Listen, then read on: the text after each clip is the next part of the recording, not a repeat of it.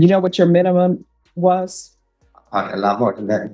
25 years. So for you to say you are not satisfied with your attorney, your minimum, you were starting at 25 years. Why I'm not able to have contact with her.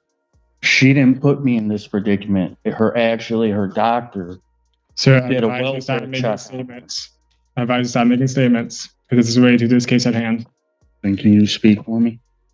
Sure, I've explained that. So statements can be used against you. Go ahead.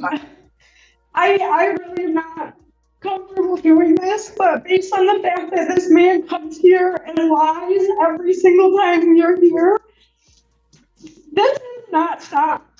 But it's things that the police cannot do anything about because he's going to other people. Welcome back. We are diving straight into the deep end of the justice system today. Did you hear that? 25 years. That is what we call an enhancement for habitual offenders.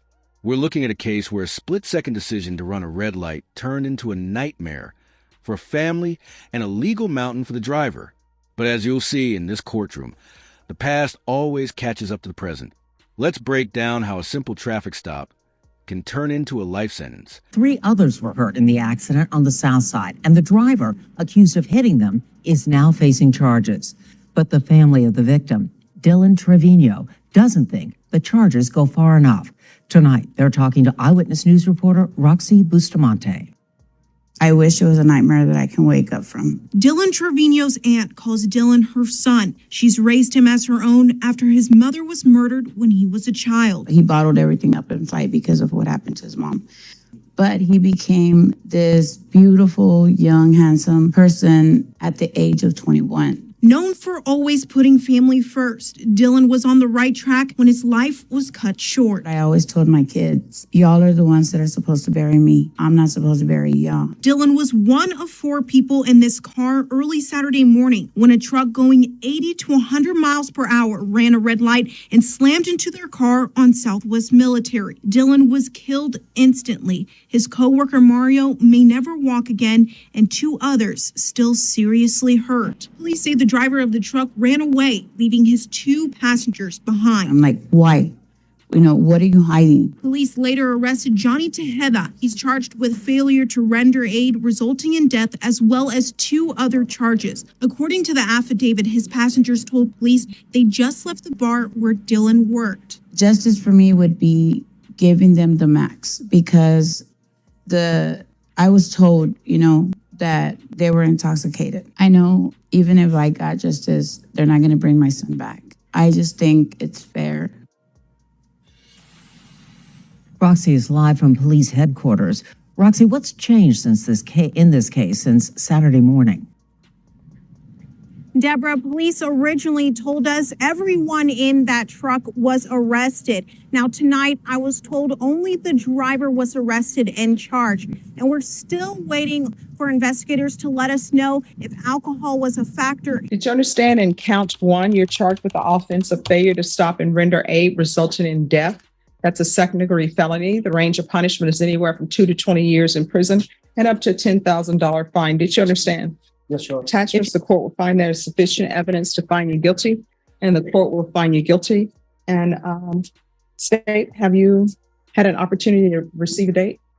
Your Honor, our next of kin indicated that she could come in on any day, so sometime later this week should be fine, or at the court's convenience. Okay. Does she want to? This is the heart-wrenching reality of these cases. Dylan Trevino was only 21. Raised by his aunt after his own mother was murdered. The tragedy here is cyclical. Legally, the driver is facing failure to render aid. But for the family, no charge feels like enough when a life is killed instantly. Notice the aunt's question. Why? What are you hiding? In the eyes of the law, fleeing the scene often suggests a driver is hiding intoxication, which is much harder to prove hours later. What do you think? Should fleeing a fatal accident carry the same weight as a DUI murder charge? I'm in tomorrow or Thursday or Friday. Just give her some time if we could do Thursday or Friday, Judge, just to make sure she can. Oh, we're not.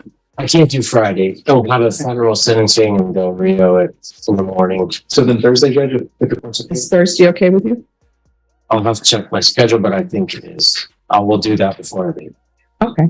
Oh, well, you want to check it now? just to be sure. Oh, yeah, sure. Go ahead and check it. I'll be able to waive that arraignment. That could be available afternoon. All right. How far is Kendall from here? It's not too far from me, so about that way. It's about, but getting out of that court is, half the morning type of thing. Okay. Do you want to set it for Thursday in the afternoon? That would be great. All right, State, are you okay with Thursday? And let's say Thursday at 1:30? As far as I know, Judge.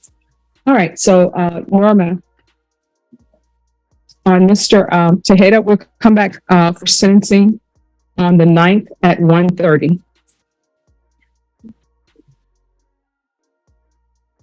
All right, is there anything else from either side? Nothing to say. All right, if you'll get the reset form from Ms. Ferguson, then you're excused. Thank you. You're welcome. All right, we're here for, A motion to revoke, Your Honor. all right. Is this going to be a plea true or is it going to be contested? It's a true, plea of truth. Okay, We had a recommendation for its consideration. all right. Court is calling 2022 CR 7806, State of Texas versus Johnny Tejeda. Can I have parties announced for the record for the state? Daniel, welcome to the state of Texas. Defense? Alex Shar for Johnny Tejeda. Are you Johnny Tejeda? Yes, ma'am. Did you review the document entitled Motion to Revoke Community Supervision with your attorney? Did you understand it? Yes, ma'am. Are you the same Johnny R. Tejeda who was placed on community supervision in 2022 CR 7806 for the offense of failure to stop and render aid death on February 9, 2023 for a term of 10 years? Is that you? Yes, ma'am. Right, state? Violated condition number 1, on or about the 15th day of July, 2023, in Dare County, Texas, defendant Johnny R. Tejeda pleaded the offense of drug small intoxicated in violation. How do you plead to that? True or not true? True, Your Honor. Your Honor, state waives all the violations. All right, any objection to the waivers? No objections, Your Honor. Did you understand by pleading true to violation of condition number 1, the court could find it true, grant the motion, sentence you to 10 years in prison and up to a $1,500 fine? Yes, Your Honor. Knowing that, do you still wish to plead true to violation of condition number 1? Yes, Your Honor. Court will find violation of condition number 1 true. Is there a proposed agreement? Yes, Your Honor, the first agreement was for the defendant to plead the DWI. No, it has not been completed yet. Sorry about that. Right. Okay. So the defendant has entered and sat with Martin on your side. That is our agreement, Judge. I do have some witnesses to give you some context. Yes. And so at this time, if I may, Your Honor, I would like Yes. to call Daniel Garcia. Dan.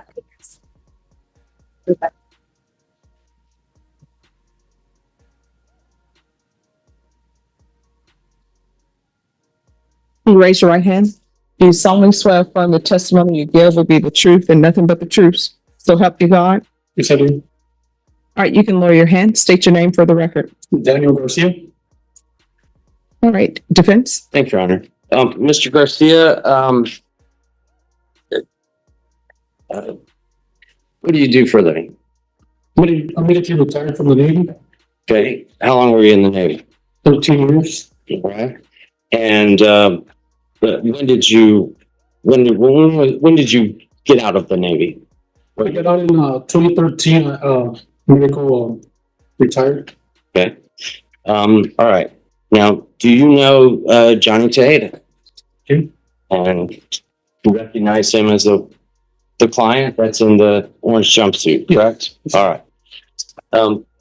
Tell the judge how you met Mr. Tejeda.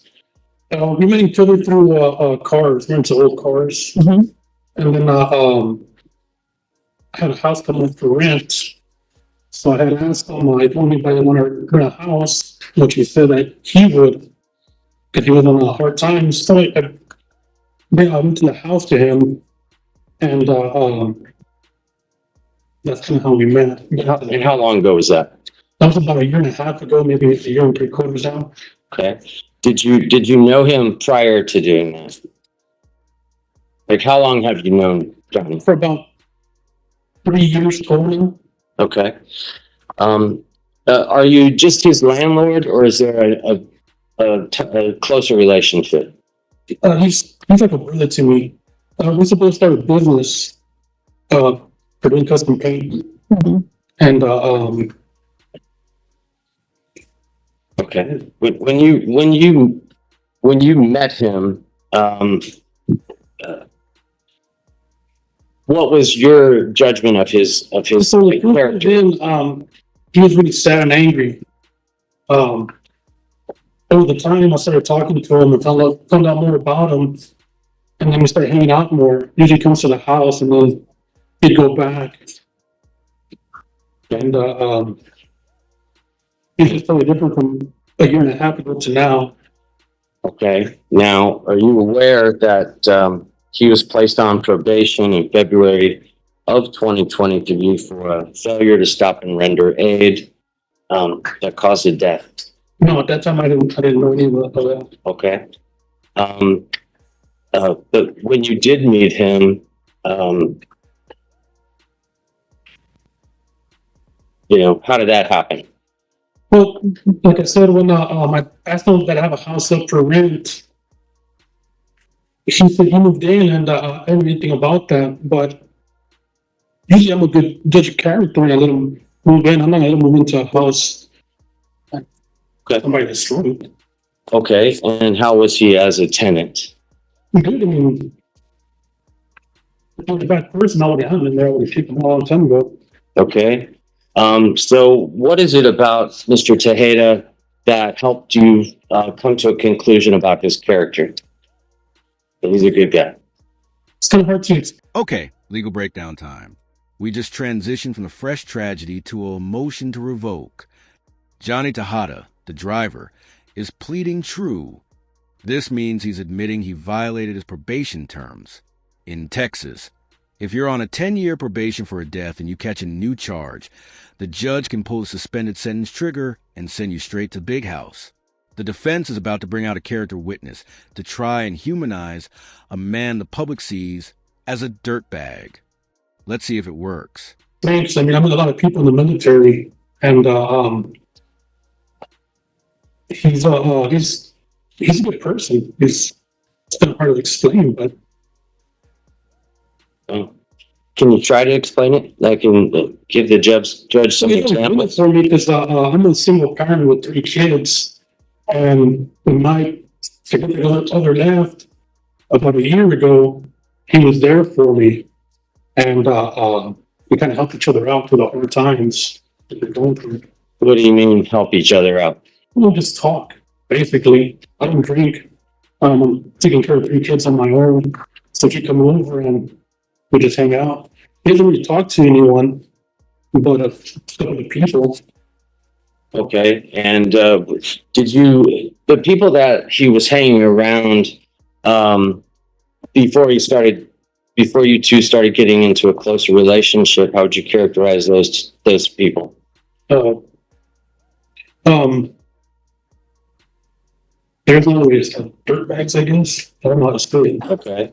People that I wouldn't hang out with. Okay. Yeah, that's fine. I mean, dirtbags. So I got my friend, my other friends that I hang out with. They're one used to work in the movie industry. Another guy is works for the AC, so they got stuff going for themselves. We're building cars. So when he started hanging out with me, and he told me the guys that he used to hang out with, I don't hang out with people like that, so I don't know how else to say it. Okay. Well, all right. So, I mean, did you take on the role of like a close friend or father figure? You're like a brother. He started coming hang out with us, and something like 3 or 4 of us that hang out together. And if it was any different, he would have kicked us out and would have kicked them out. Okay. How would you describe his work ethic? He's always busy. I know he has a lot of cars coming in, and we still have some more cars that need to be finished. What kind of what is this? Did you body and paint? Body and paint, custom paint. Not so much engine, but pretty much body and paint. Okay. So All right, so when you told the judge that you noticed a big change in him, can you give us some specifics as to like how he was before and how he is now? Before he was always always in a bad mood, always depressed, I guess. Now he's always there. He's always just a real good guy. I don't know. Okay. I don't know. Okay. So like 3 years ago when you met him, you noticed he had a lot of anger issues and depression. Yeah, yes. Okay. And have you seen any improvement in him? Yes, I've seen a huge improvement from then to now. Okay. The anger that you saw, It's not there no more. okay. And what about the depression?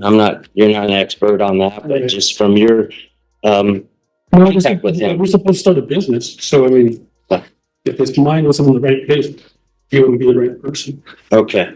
All right. So, okay.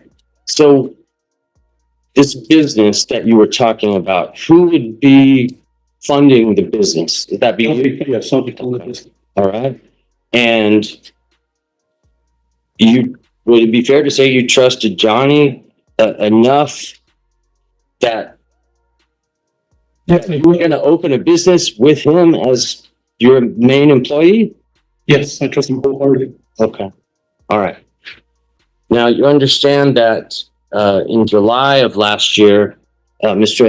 Tejeda was involved in a deed of driving while intoxicated as a second offense.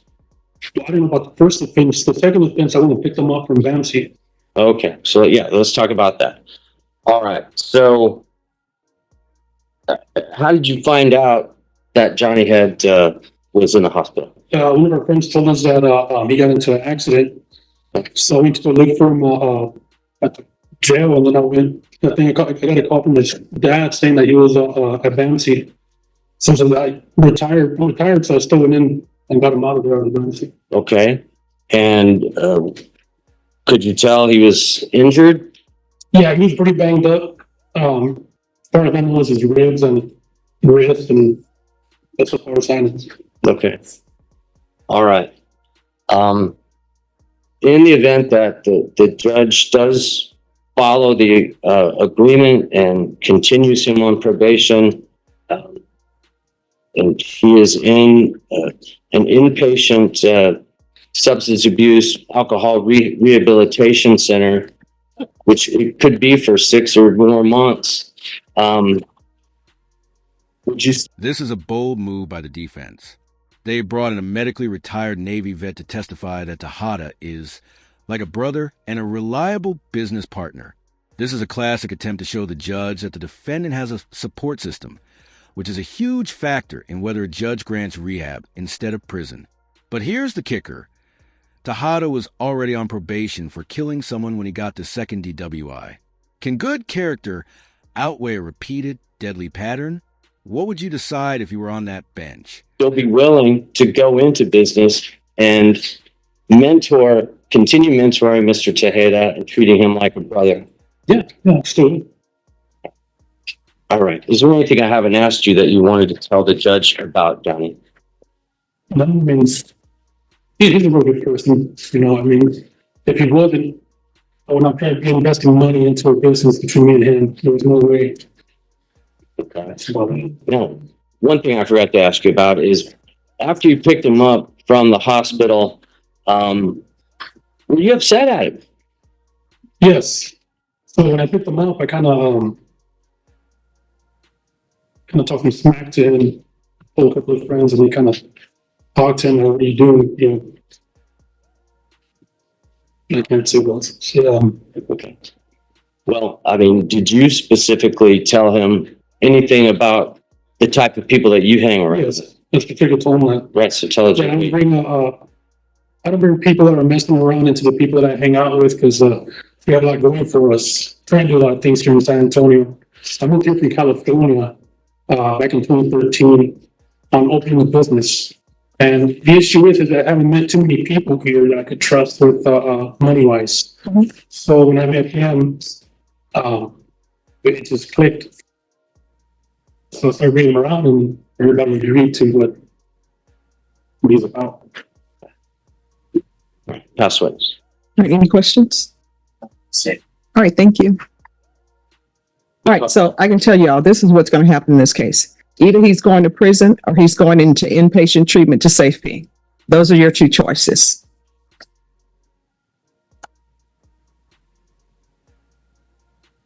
Okay, I'm not doing SATIF. He doesn't need SATIF. He needs something that is longer. He needs something longer,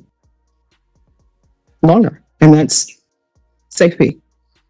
So he can do safety or he can do prison. Those are the choices.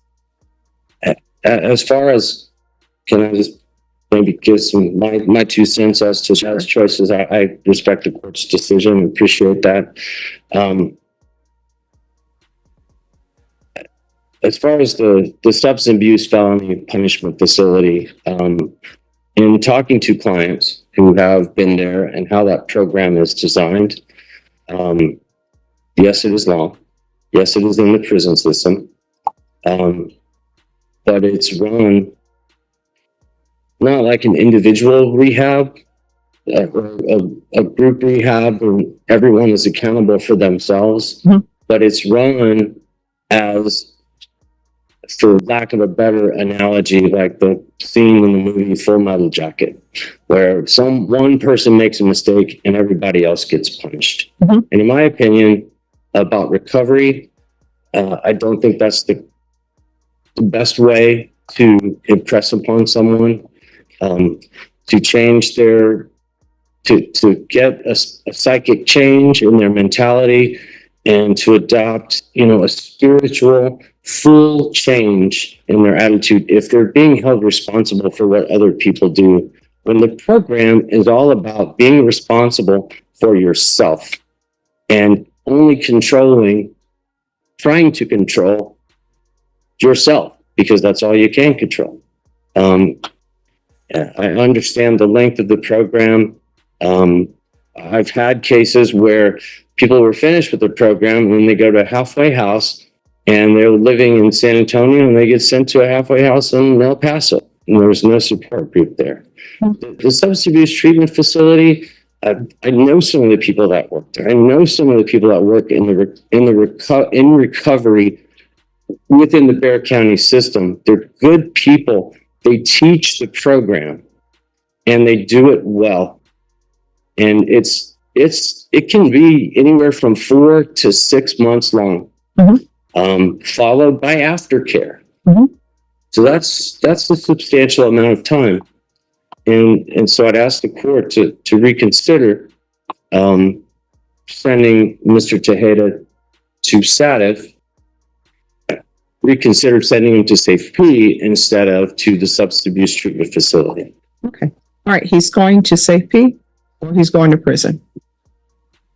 And then as far as aftercare is concerned, he can speak to probation when they get to that point. And if you find a halfway house here in San Antonio for him to be in, preferably lifetime recovery, then he can go to lifetime recovery, and lifetime recovery can place him in a sober support facility.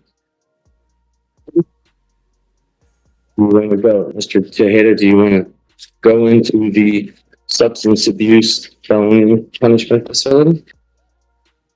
Or you just want to go to prison? I'll go to the substance abuse. The hammer just dropped. Judge Valia is not playing. She just gave him 2 doors: a SAFPF Safety P or prison. SAF is a substance abuse felony punishment facility. It's basically prison rehab. It's intensive, it's locked down, and as the lawyer mentioned, it's run like a boot camp.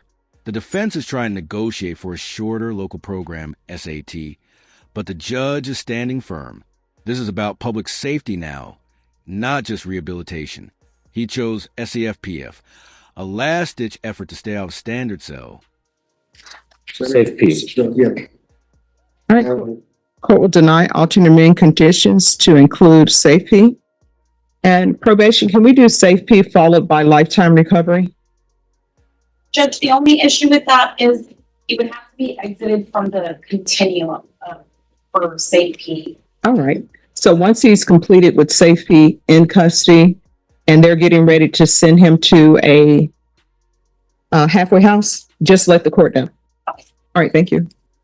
Thank you, Your Honor. All right, is there anything else? I didn't know if you needed to sign a certificate of appeal or anything like that. I didn't. All right, thank you. Thank you, Thank Judge. you. All right. Do you have a hearing on the bond motion? Yes, this is his, I just got appointed to his case. He was on a $10,000 bond. Mr. Aguilera, his previous attorney, his home burned down on 170 Peach Valley. All right, we'll, And it was returned for, okay. it was shown that All right, court is calling 2025 CR 002804, State versus Roger Blanco. Can I have the parties announced? Jason Garrett from the state, Your Honor. And Michael DeLeon for Mr. Roger Blanco. And are you Mr. Blanco? Yes, ma'am. All right. It appears that the defense attorneys has filed a motion to have a bond hearing. And the defendant, I'm assuming his bond was revoked because he didn't appear? That's correct, Your Honor. He didn't have notice of it and, but he will make all his court appearances and yes, he hasn't had any problems. All right, Beyond this. Mr. DeLeon is saying that the defendant didn't receive notice because the house burned down. And so, the documentation that, his previous attorney, Mr. Aguilera, had was that this address is listed as a vacant lot. Okay. So,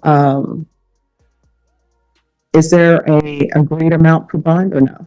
I haven't discussed with anything with Mr. Garhand, but, his previous bond was 10,000. We just like to have it set again for 10,000. State, do you have a bond amount you're requesting? If the previous bond was 10,000, Judge, the state would be requesting a minimum of $20,000 bond. All right. Any objection? I'm assuming there was no objection to the court reviewing the indictment. No objection to that, Your Honor. In the alternative, we would ask for compromise of 15,000, potentially.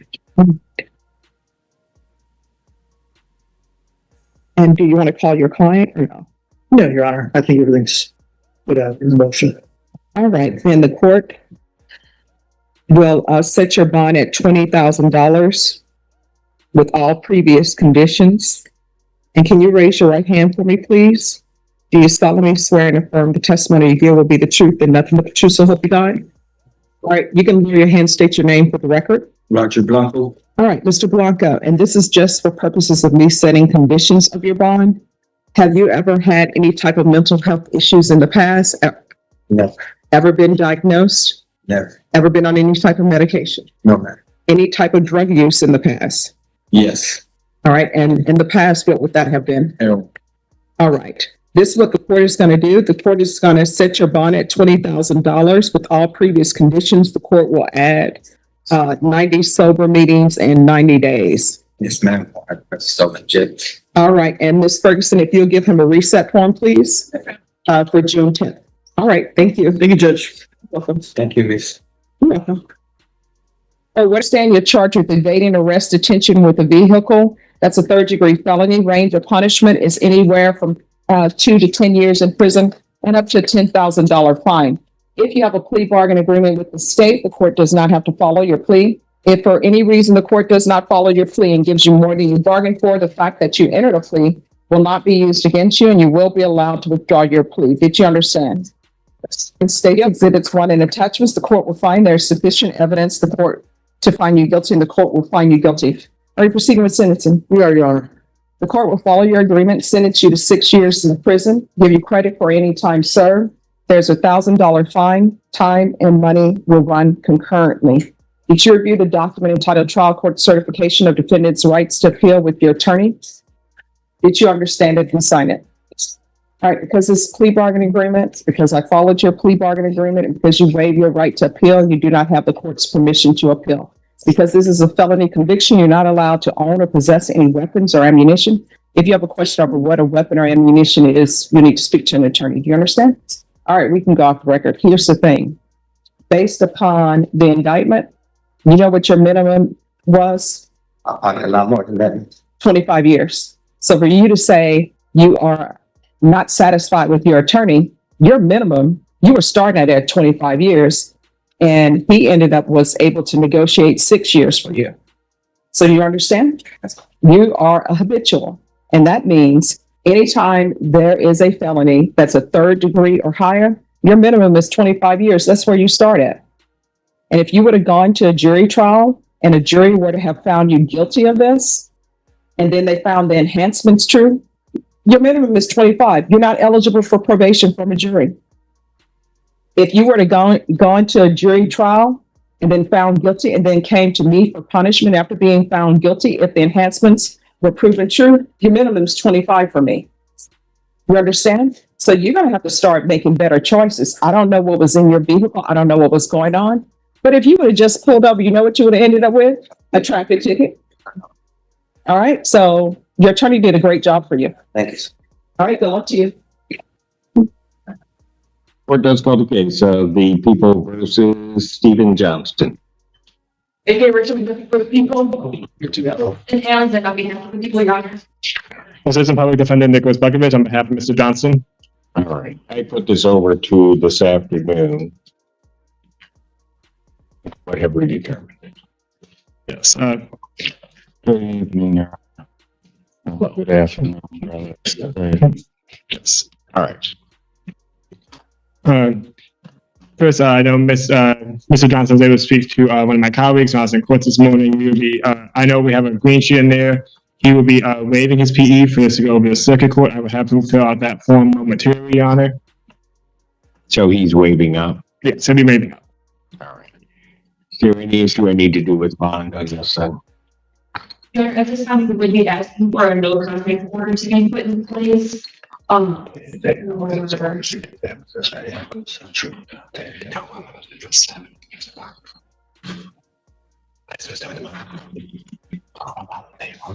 thought you did give it to me this morning.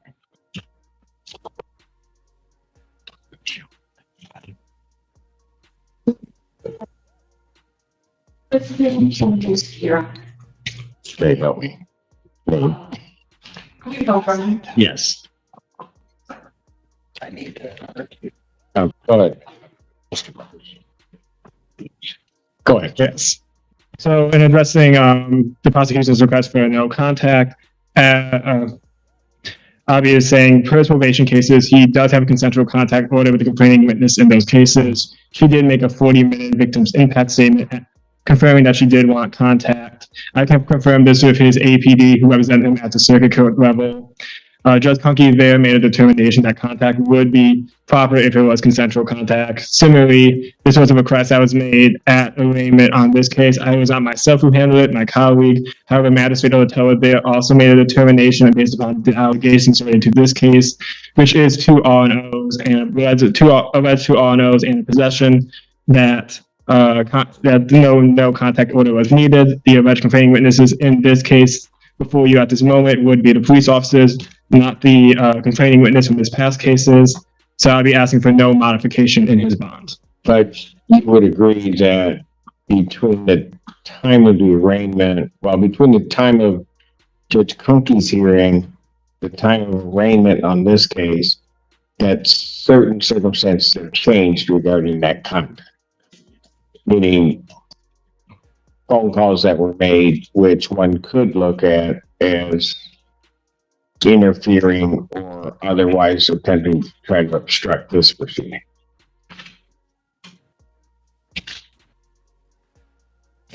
Well, context may be changed. He has indicated that prior to this, he was never near her. I understand the concerns that you're addressing with these phone calls. However, again, they are still not a violation of his previous probation. So right. Okay, so that we're not getting, so that we're clear in what I'm saying.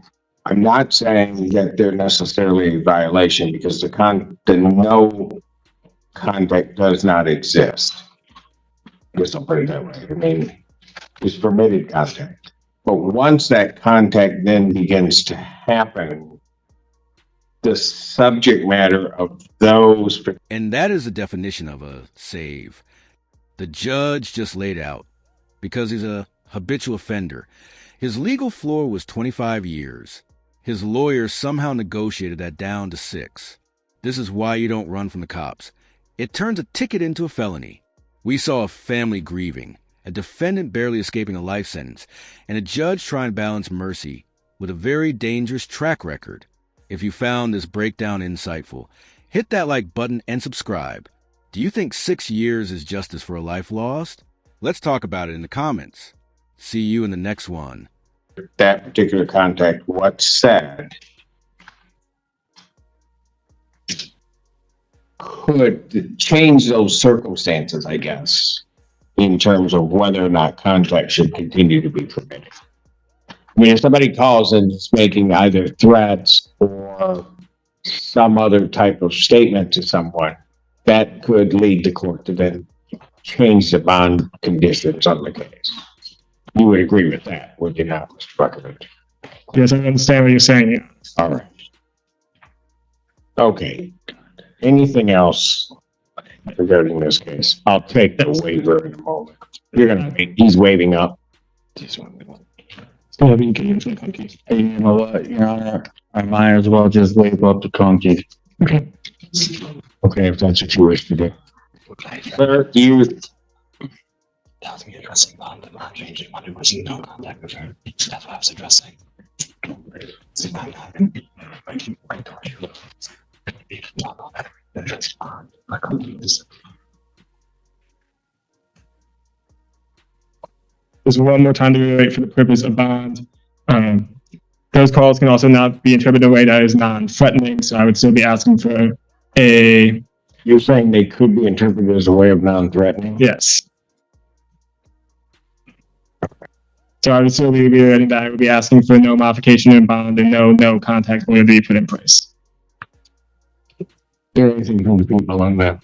There is, Your Honor. So first of all, I want to point out that at the arraignment with Magistrate Odosella, Mr. Buckovich and I were both present. As he mentioned, it was his colleague that handled the arraignment. There was not an extended back and forth about the contact provision. We made the request that was articulated on our recommendation form, and the magistrate declined to order it. But there was no, honestly, it could be that it just slipped his mind in terms of that being a request, and I maybe should have done a better job of reminding you about it. But I want to point out it was not an explicit denial of that request on a basis of it not being necessary. Second, I understand that there's a part of sentencing in the GBH case that Mr. Johnson had with this same victim. Obviously, she's not a victim in this case. He previously had an issue where his phone privileges were revoked first. Then there was a motion for forfeiture by wrongdoing. It ended up not being necessary because the case was bound over at exam. He continued to contact her after that, discussing the fact that she did not want to cooperate with the exam. She was from different people's pens. So it's an ongoing problem and it's an ongoing pattern with this case. He made some comments at the arraignment on this case that quite frankly raised the red flag for me with the concern that we were going to end up right here like we are today. The people are requesting a simple no context. It's unclear to me. I understand that consensual contact was granted by the circuit court. That was in January of this year when he was sentenced on that GBH case and possession of methamphetamine case as well. He is charged today on this case with another methamphetamine case that are no emanating from this victim, articulating concerns about her safety with him. We think that the circumstances have clearly, if they were deemed to be appropriate back in January, have certainly changed by now. So the people are again requesting a straightforward, no contact whatsoever with this complaining witness in this case, given the history here and the fact that we have a pattern established of failure to abide by line conditions beyond the revocation of the previous phone privileges. All right, here's what the court's gonna do. Well, is he waving up or what's he gonna do? He's making something? Or did you wish for the adjournment? Yeah, I'm quite confused on a couple of things. If I'm able to speak to you for a second, the complaining witness of who they are talking about. I understand my attorney's sitting right here and he's present in front of me. I'm speaking on my behalf. She went in front of Kunke, Judge Kunke, and admitted to her full honest truth that I did not assault her, harm her in any condition or form Okay? And also even stated that drugs were planted inside of a book bag. I would Your say Honor. Was planted inside of a book bag. This is on transcript in Kunke's courtroom, Your Honor. And by not being able to have contact with her is, I'm confused on it. I'm not being explained or talked to the reason why I cannot have conversations with my fiance and soon-to-be wife. When this drug charge had nothing to deal with her, it had to deal with But you making statements to her that the reason behind your predicament, and I'm paraphrasing this and putting it, is because of what she did are problematic. what she did, Because that you're in the circumstance you're in because of her. Those are problematic comments. okay, so that's the reason why I'm not able to have contact with her. She didn't put me in this predicament. Her doctor Sir, I did a advise you stop welfare making check. statements. I advise you stop making statements, because this is way to this case at hand. And can you speak for me? Sure, I've explained that such things can be used against you. Wish for me to adjourn this rather than to waive it. I'll go in front of, I'll go in front of the commission. Have yourself a good day.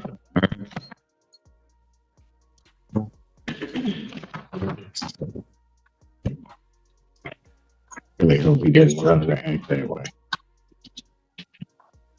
So you signed this waiver of preliminary examination? Correct, Your Honor. Do you understand that a preliminary examination is a proceeding where the people would have to show by probable cause that the offenses alleged were committed and that you committed them?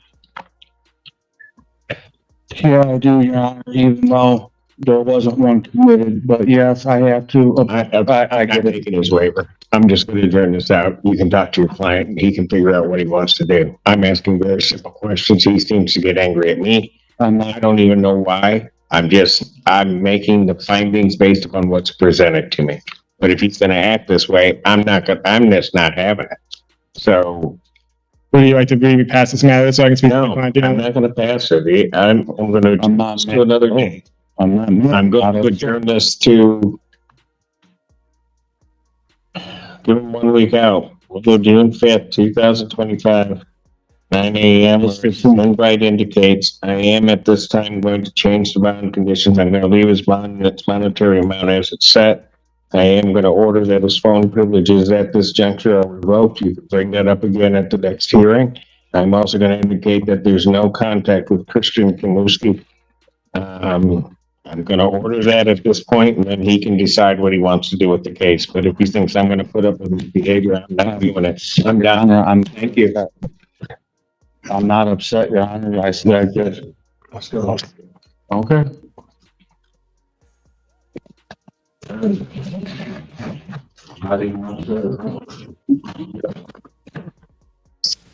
People of the State of Michigan versus Brandon Lee Thomas, file number 24-7175FH. Time and date set for sentencing. The defendant is present, represented by attorney Michelle R. Siv. People are represented by assistant prosecuting attorney Alexander Pani. On February 24th of this year, the defendant had pled guilty to aggravated stalking. Mr. Nathan Licht has prepared the pre-sentence report dated March 21, 2025. Ms. Siv, have you and your client had the opportunity to review the pre-sentence report? Yes, we have. Are there any additions, deletions, corrections, or objections to the report other than guidelines? What would you like to say on behalf of your client before the court imposes the sentence? I just report to adopt those resolutions with exception of the jail time. Many days recommended, that I report to consider in terms of different ways feel about that due to, because the jails on lawn and still business. So, in regards to related that the only way that's only income source as provide for himself and his family and his 200 children who cares for fully on his own. Mother unfortunately not involved. Then I think his parents already been determined with the first. In regards to doing welfare, and I was strongly against the court people that are away and Mr. Thomas is continuing with employment. She does have contracts that are. It's prohibited by statute, correct, regarding work release. I don't think it was statute. Okay. Okay, thank you. Does your client wish to address the court, Ms. Hill? No, don't I go in fact? Honey, anything to be happy? Yes, Your Honor, I would note, just for the record, that the complaining witness is not present in court today because she's terrified of this defendant, Your Honor. There is no safe place in Huron County for her because, as the court may recall from the factual basis placed at the no contest plea, the final incident that resulted in Mr. Thomas's arrest by the Bad Axe Police Department occurred in this very building. So she doesn't even feel safe coming here to speak to the court directly about the effect that his behavior has had on her over this course of stalking. And Your Honor, that's a word that gets thrown around a lot, stalking, stalkers, but in this particular case, it fits the bill perfectly. What this defendant did to his ex-wife is disturbing at best. As soon as she filed for divorce from him, immediately on the same day goes and files a mentally ill petition in the probate court, has her picked up by the police and taken to Sure Hospital for a mental evaluation because he just can't believe that she's filed for divorce from him. She's immediately cleared from Sure Hospital, but that's not where it ends, Your Honor. She wonders why everywhere she seems to go in Huron County when she's out and about with her friends, carrying on her normal daily activities, he seems to show up. And she can't figure it out until, at one point, she takes her car to a mechanic for service, and he finds a GPS tracking device installed in the vehicle.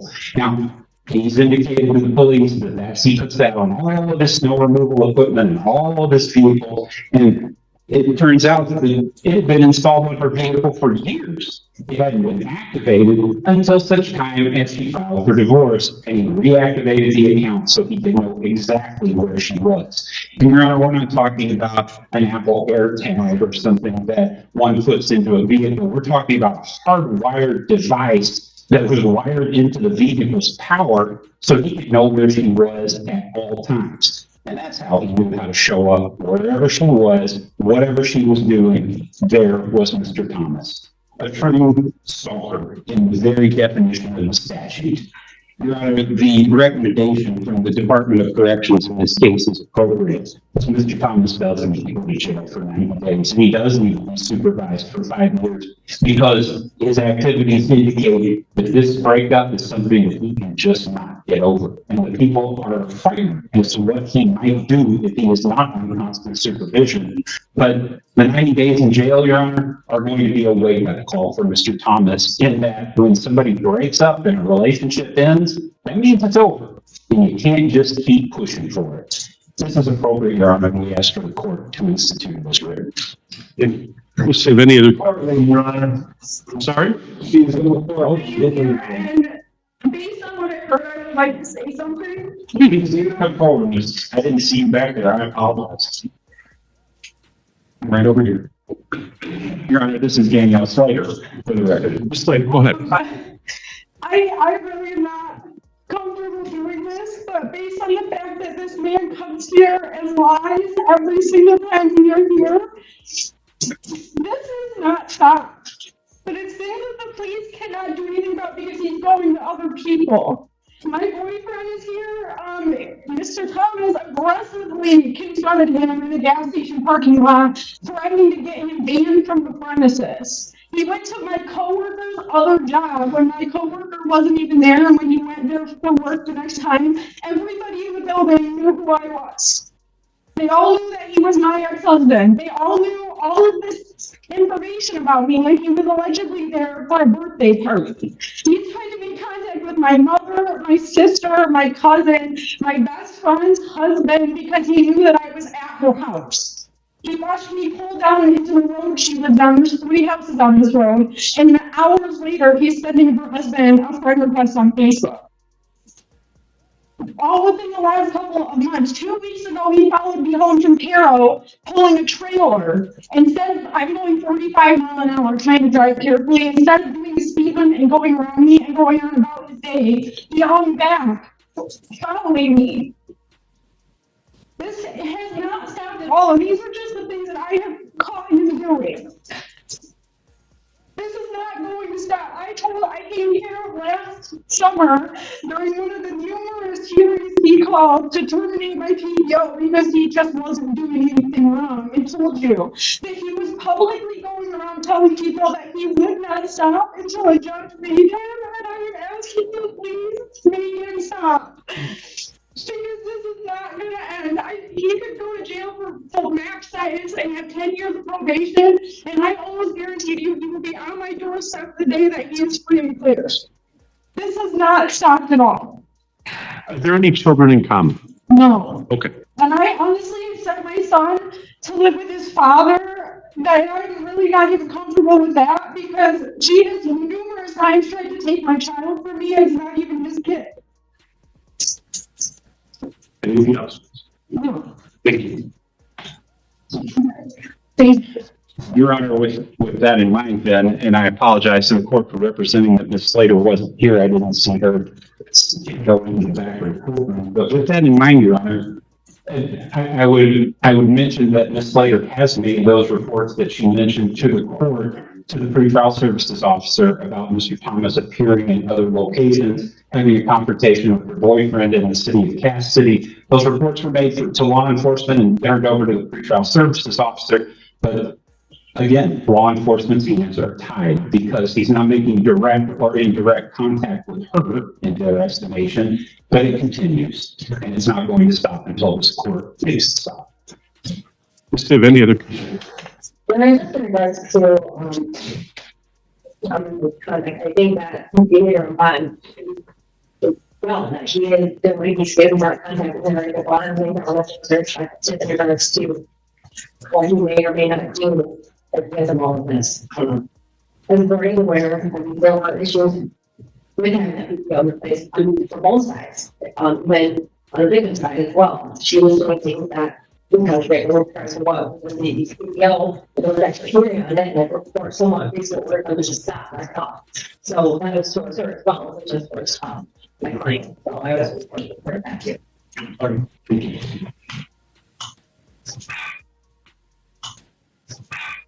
There's no prior felony record. He has 5 prior misdemeanors, age 42. Gainfully employed, doing his own work, which is admirable. And he was in a relationship, married to someone where it just didn't work out. And if it doesn't work out, especially if there are no children in common, the whole idea is to go their separate ways, move on from it, learn from it. That's the end of it. That's not what happened here.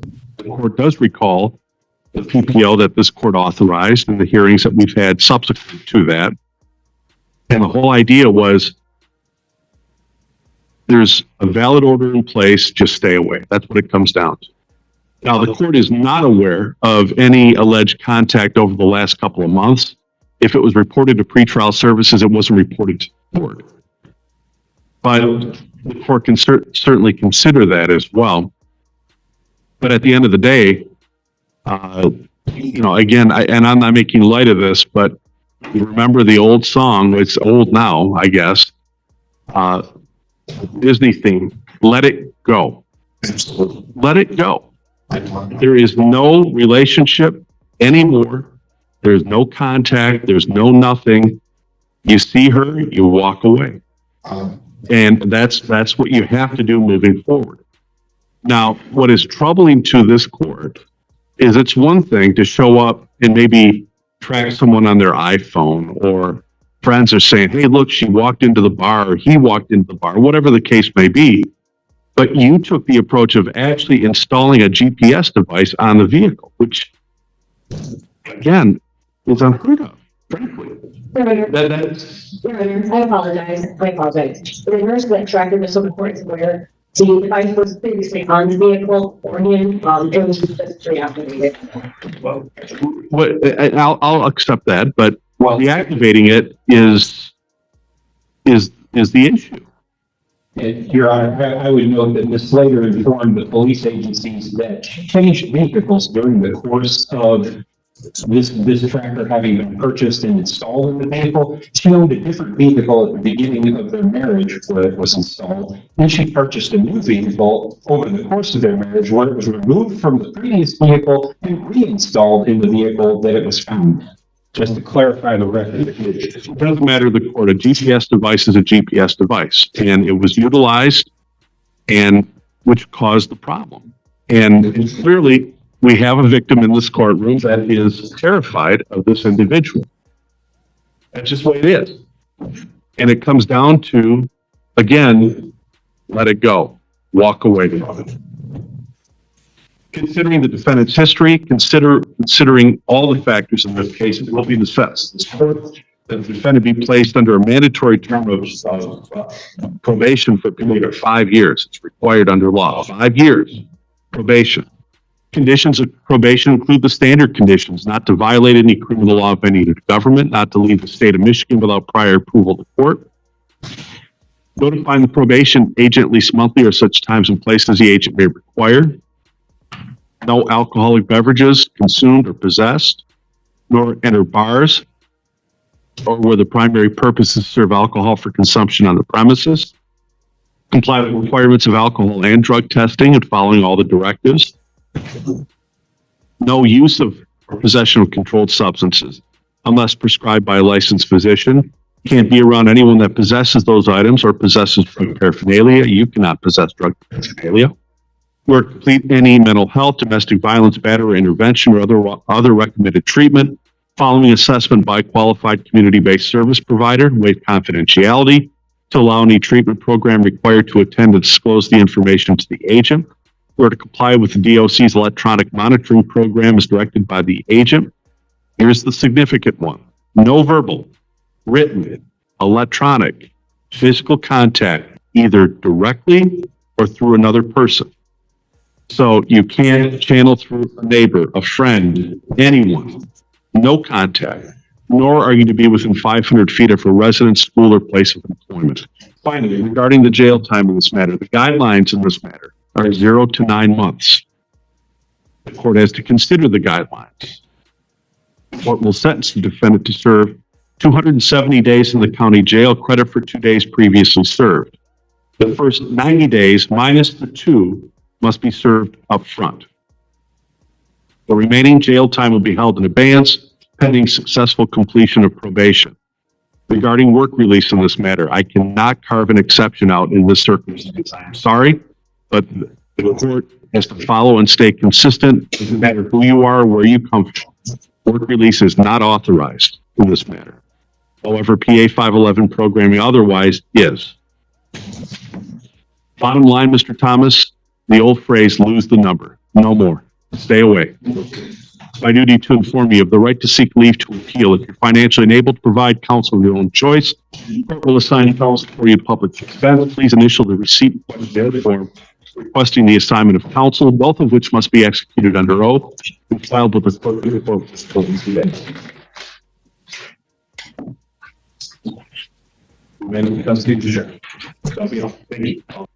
Good morning. Are you Janetta Pugh?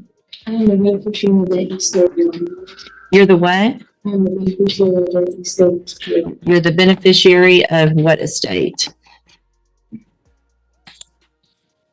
Answer my questions, please, ma'am. I'm just trying to understand.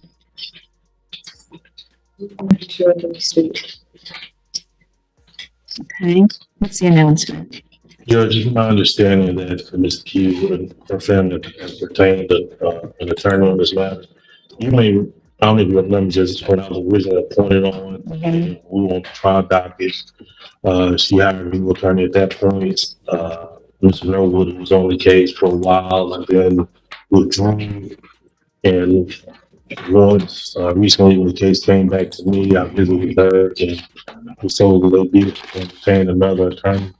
I was given the name of Christopher Wiley this morning, but I have not heard from him. It was my understanding. So at this point still haven't filed anything to the court. Okay, But I've been told that's who's supposed to be taking over the case. And okay. For the record, I recognize Ms. Pugh, she's been here before.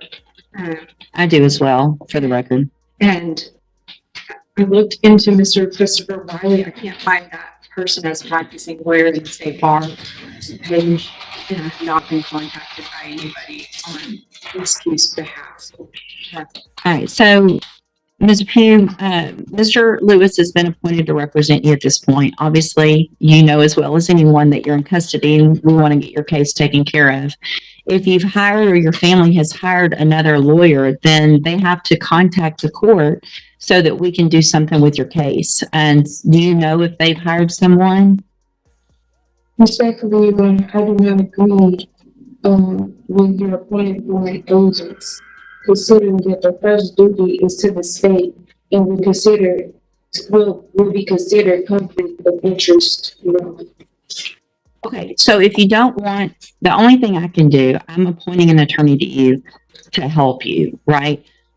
So if you don't want a court-appointed attorney, then your only option, two things. One is to represent yourself or to hire a lawyer. So if you don't like the way it works, then you do something different. So are you, listen to what I'm saying. Are you either going to represent yourself? Or are you going to let Mr. Lewis represent you? Or are you going to hire someone? Objection, Your Honor. Respectfully, is this a court of record? It is a court of record. So your objection's overruled. Okay. Respectfully, Your Honor, where is the verified claim that is being placed against my trust? It's right here. It's called an indictment. And Mr. Lewis has a copy of it and he can show it to you. So that would be the verified claim against you. Okay. Your Honor, respectfully, Your Honor, there were writs that was found to the case that still haven't been received. I've received your petition for writ of habeas corpus and it's denied. Okay. Respectfully, Your Honor, I demand to be released due to lack of evidence of stated claims and not being given the proper opportunity to obtain proper counsel defective defense. It's overruled.